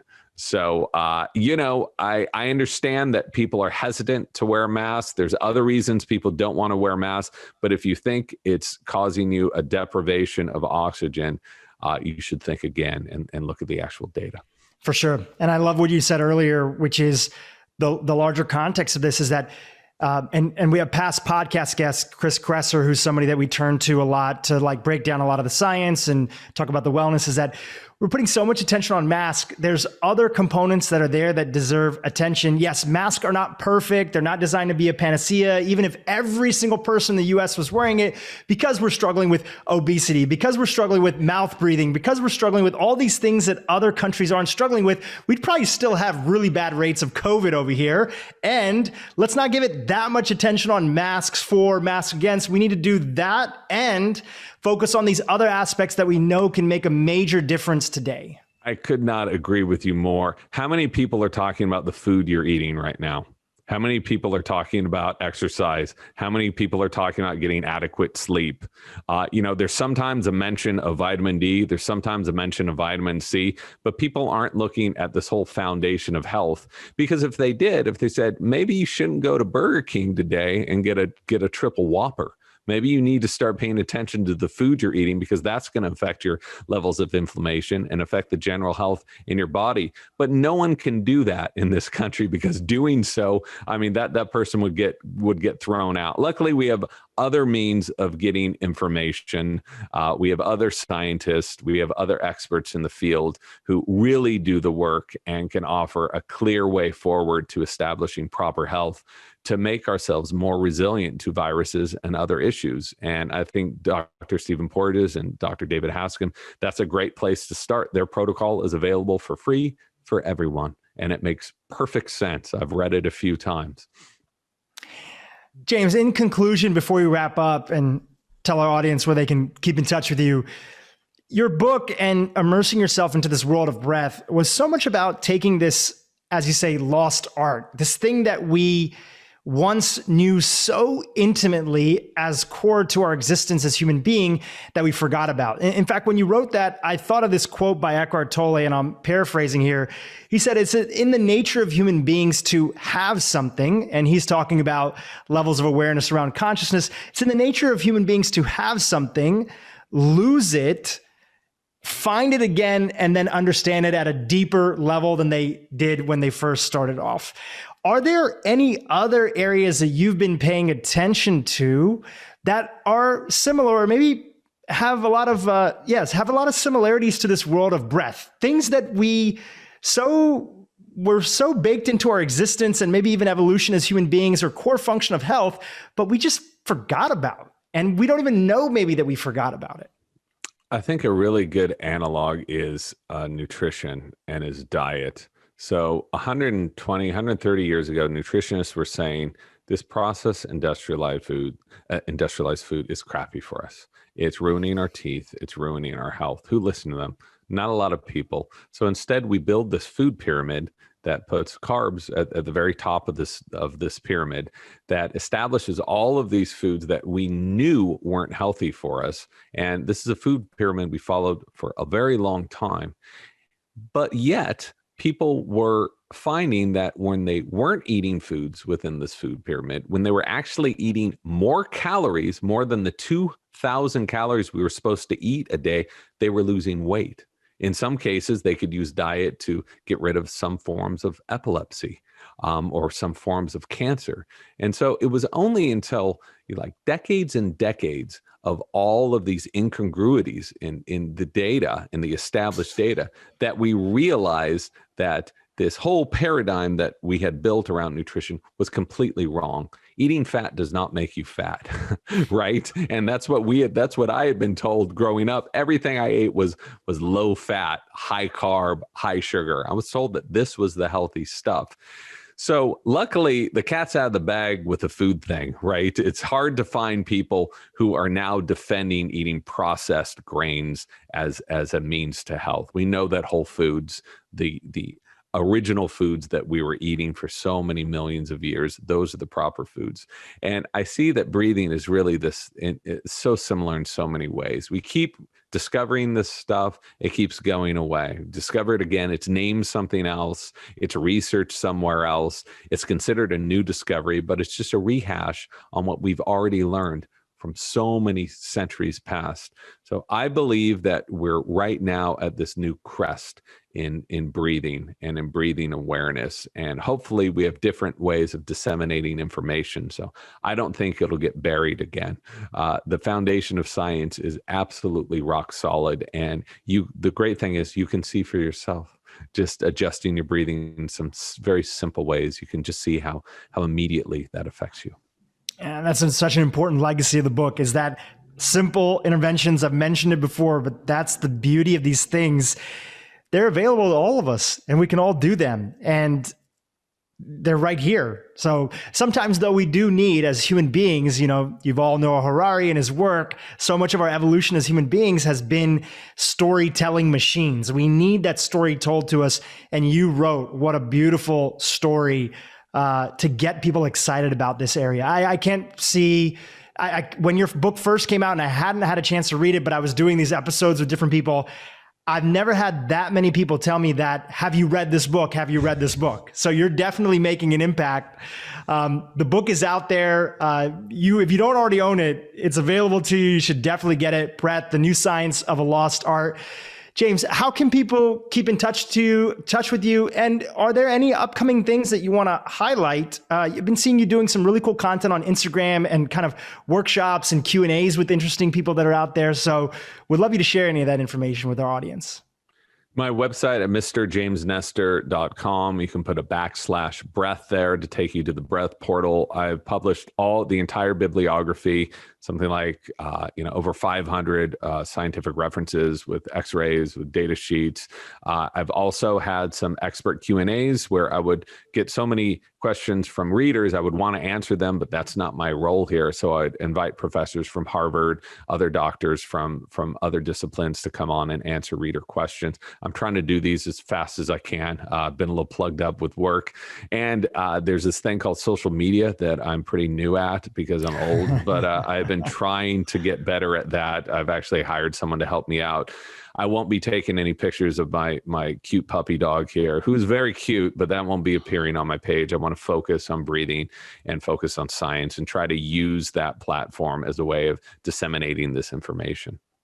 Well, I'm excited for all the next stuff that you get a chance to get into. If I heard correctly earlier, sounds like you might be doing a project related to that Nobel Prize author that I read his quote earlier, or maybe researching him a little bit more to present some information. That'll be exciting. And kind of full circle, a lot of this podcast, we have functional medicine doctors, and so much of functional medicine has been inspired by orthomolecular medicine and systems biology. And another Nobel Prize winner, one of the few Nobel Prize winners to win a Nobel Prize in 2 different categories, Linus Pauling, also has done a lot of research in that world of vitamin C. And he was pretty much the direct inspiration for the functional medicine movement that later came. So I'm sure we'll have you back on to talk about whatever you end up putting together. Thank you very much for having me. Really appreciate it. Hey, YouTube, if you enjoyed what you just saw, keep watching for more great content on how to improve your brain and your life. If people are feeling that they're not motivated or as motivated as they would like to be, there's a key step that people need to take, which is to start focusing on